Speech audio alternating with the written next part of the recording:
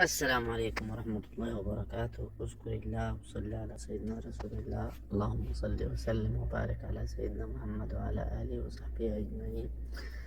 إغلاق نادي الزمالك تماما وإخراج الأعضاء منه، وكما يظهر في الصور طاولات خاوية ورفع الكراسي من على حمامات السباحة وعلى جميع الأماكن في النادي نظرا لغلق النادي بعد حضور المستشار مرتضى منصور مباشرة، وبعد الأنباء التي ظهرت في نادي الزمالك عن تعيين المستشار مرتضى منصور رئيسا شرفيا للنادي.